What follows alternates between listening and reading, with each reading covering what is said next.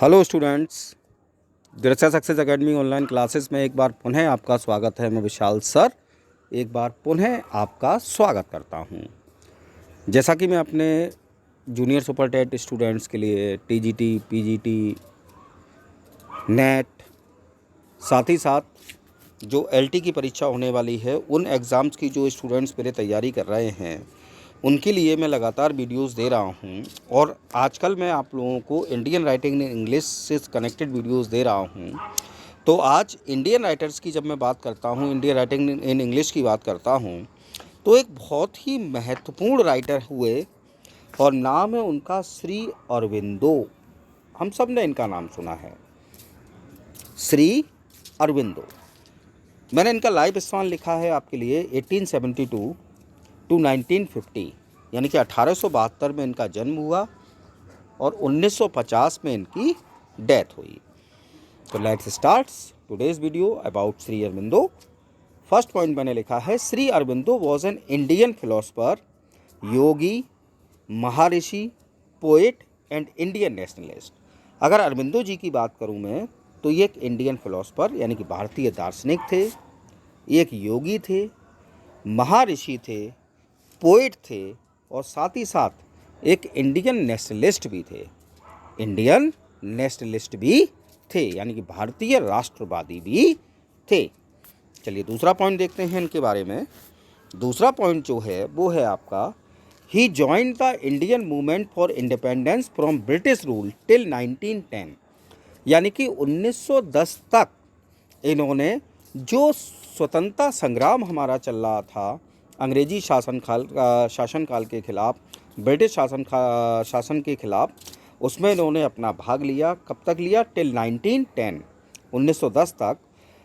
Was one of its influential leaders and then, यानी कि भाग ही नहीं लिया। अगर हम 1910 तक की बात करें तो 1910 तक जो भारत का स्वतंत्रता संग्राम था उसमें एक प्रभावी लीडर के रूप में इन्होंने भाग लिया। And then became a spiritual reformer. उसके बाद बेटा ये क्या हुआ कि जेल चले गए। जेल में इन्हें अचानक आध्यात्म की, आप कह सकते हैं कि, पहचान हुई और फिर ये क्या बन गए? एक स्पिरिचुअल रिफॉर्मर बन गए, यानी कि आध्यात्मिक रिफॉर्मर बने। साथ ही साथ introducing his vision on human progress and spiritual evolution. और जब ये स्पिरिचुअल रिफॉर्मर बने तो इन्होंने अपने विज़न दिए। काय पर विज़न दिए? ह्यूमन प्रोग्रेस पर, स्पिरिचुअल एवोल्यूशन पर। ह्यूमन प्रोग्रेस यानी कि मानव जीवन काल में किस प्रकार से प्रोग्रेस कर सकता है। ध्यान रखिएगा, ये प्रोग्रेस कदापि आपकी धनाढ़ या आप कह सकते हैं कि जो प्रसिद्धि होती है उसकी नहीं प्रोग्रेस, बल्कि आध्यात्म, आत्मा और जो स्पिरिचुअलिटी होती है उसमें कैसे प्रोग्रेस कर सकता है और मनुष्य के जीवन में स्पिरिचुअल एवोल्यूशन कैसे आ सकता है, आध्यात्मिक क्रांति कैसे कर सकता है, वो आध्यात्मिक जो चीज़ें हैं उसमें कैसे विकास कर सकता है, इन सब पर इन्होंने अपना वर्क किया। उसके बाद थर्ड पॉइंट है इनके बारे में बहुत महत्वपूर्ण जो मैंने अब लिखा है, ही वॉज बॉर्न ऑन 15 अगस्त 1872 इन कैलकाटा। इनका जन्म 15 अगस्त 1872 को कैलकाटा में हुआ था। अब आप देख रहे हैं लगातार मैंने जो इंडियन राइटर्स की मैं बात कर रहा हूँ उसमें मैंने अब तक आपको चौथा राइटर आज मैं दे रहा हूँ। पहला दिया रविंद्रनाथ टैगोर, दूसरा दिया सरोजनी नायडू, तीसरा दिया तोरू दत्त और चौथा दिया आज दे रहा हूँ मैं श्री अरविंदो। अब आप देख रहे हैं मैक्सिमम राइटर जो हैं, अगर इंडियन राइटिंग इंग्लिश की बात करूँ मैं शुरुआत से, तो वो आपके कहाँ के हैं? वेस्ट बंगाल, बंगाल प्रेसिडेंसी जो उस समय थी आपकी, वहाँ के हैं। कैलकाटा में इनका जन्म हुआ है। तोरू दत्त जी का कैलकाटा में जन्म हुआ था। ठीक, तो ये सब हमारे वेस्ट बंगाल से आए हैं। तो 15 अगस्त 1872 को कैलकाटा में इनका जन्म हुआ। उसके बाद फोर्थ पॉइंट है, studied for the Indian civil service at King's College Cambridge England. इन्होंने इंडियन सिविल सर्विस का अध्ययन किया, जिसको आज हम हमारे एडमिनिस्ट्रेटिव सर्विस कहते हैं, आईएएस, इंडियन एडमिनिस्ट्रेटिव सर्विस, उसको पहले इंडियन सिविल सर्विस कहा जाता था। तो इंडियन सिविल सर्विस का इन्होंने अध्ययन किया किंग्स कॉलेज कैम्ब्रिज जो कि इंग्लैंड में है। वहाँ से इन्होंने इसका अध्ययन किया। तो आप कह सकते हैं एक हायर स्टडीज़ को प्राप्त किए हुए एक उच्च अध्ययन इन्होंने किया था श्री अरबिंदो जी ने। उसके बाद देखिए आप, मैंने फिफ्थ पॉइंट लिखा है, after returning to India he took up various civil service. जब ये अपना सिविल सर्विस का अध्ययन करने के बाद भारत आए तो इन्होंने वेरियस सिविल सर्विस वर्क्स किए, यानी कि कई सिविल सर्विस के कार्य किए, और ख़ास तौर से किसके अंडर में किए, Maharaja of the princely state of Baroda. उस समय जो बड़ौदा के राजा थे उनके अंडर में इन्होंने कई सिविल सर्विस के वर्क किए थे। तो ये क्वेश्चन भी बनेगा, मैं आपको क्वेश्चन दूंगा भी। अभी मैं लगातार इंडियन राइटर्स जो हैं उनके बारे में आपको बता रहा हूँ, पॉइंट दे रहा हूँ, उनके वर्क्स बता रहा हूँ। और अब इसके बाद जब मैं ये सभी राइटर्स पढ़ा दूंगा उसके बाद मैं क्वेश्चन की सीरीज़ आपके लिए लेकर आऊँगा। जैसा कि मेरी हैबिट है कि मैं जल्दबाजी में और शॉर्ट में नहीं पढ़ाता हूँ, तो आपको विस्तारित रूप से इन सब के बारे में बताऊँगा। तो ध्यान रखिएगा, जब ये इंग्लैंड से वापस आए तो इन्होंने कई सिविल सर्विस के वर्क किए, और किसके अंडर में किए, Maharaja of the princely state of Baroda. ठीक है साहब। नेक्स्ट पॉइंट आपका आता है पॉइंट नंबर 6।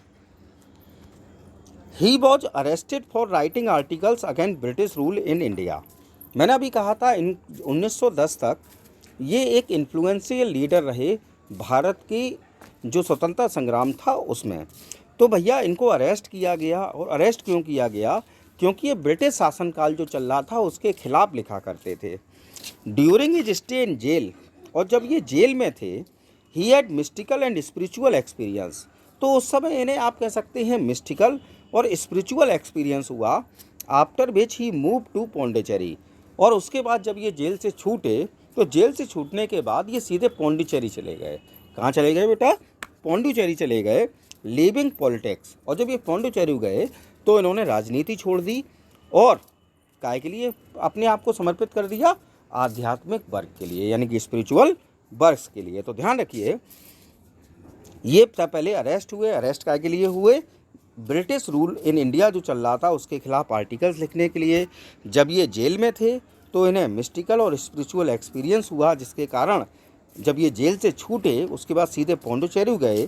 पौंडीचेरी के बाद जाते समय जब ये पहुँचे तो उन्होंने पॉलिटिक्स को पूर्ण रूप से छोड़ दिया और काय में अपने आप के जीवन को लगा दिया स्पिरिचुअल वर्क में, यानी कि आध्यात्मिक कार्यों में। उसके बाद नेक्स्ट पॉइंट है, ही मैरिड विद मृणालिनी देवी इन 1901।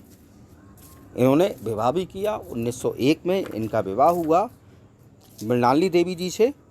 कब हुआ, 1901 में। अब आपको यहाँ एक मैं प्रश्न उठा देता हूँ, ऐसा और कौन सा राइटर है जिसका विवाह मृणालिनी देवी नामक महिला से हुआ है।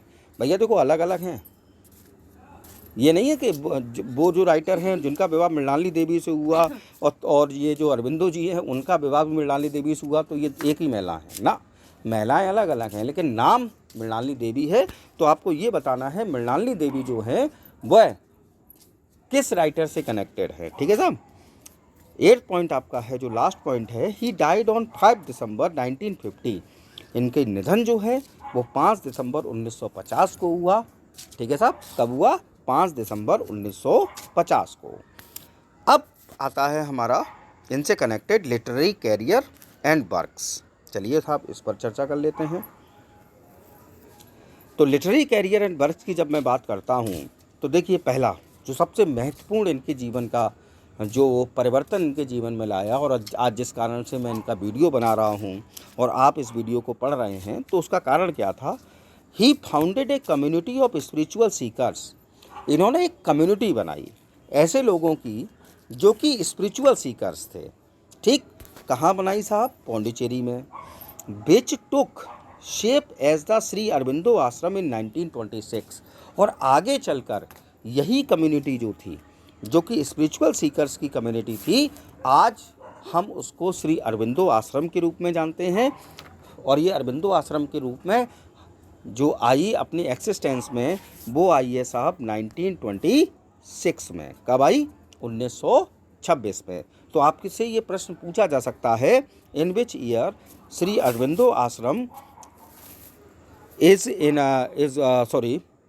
श्री अरबिंदो आश्रम जो है वो किस वर्ष में अपने एक्सिस्टेंट अस्तित्व में आया, तो आप उसका रिप्लाई देंगे 1926 में। ठीक है साहब। नेक्स्ट पॉइंट आपका है the evolutionary philosophy underlying Aurobindo's integration yoga is explored in his main prose work the life divine.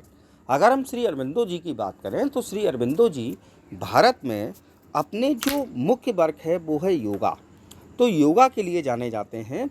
तो मैंने लिखा है evolutionary philosophy underlying Aurobindo's integral yoga, और इस वर्क को इन्होंने जिस बुक में लिखा उसका नाम है द लाइफ डिवाइन। क्या नाम है साहब? द लाइफ डिवाइन, और जिसका पब्लिकेशन होता है 1931 में। और ये इनका मेन प्रोज वर्क है, यानी कि प्रोज भाषा में लिखा हुआ इनका प्रमुख वर्क है, जिसका पब्लिकेशन 1939 में हुआ है। ठीक है साहब। इसके साथ ही साथ इनके कई और मुख्य प्रोज वर्क हैं, तो अब मैं उनके नाम आपको बता देता हूँ। जैसे कि essays on the Gita, essays on the Gita, ये भी इनके प्रोज वर्क एसेज का कलेक्शन है, जिसका पब्लिकेशन हुआ था 1922 में।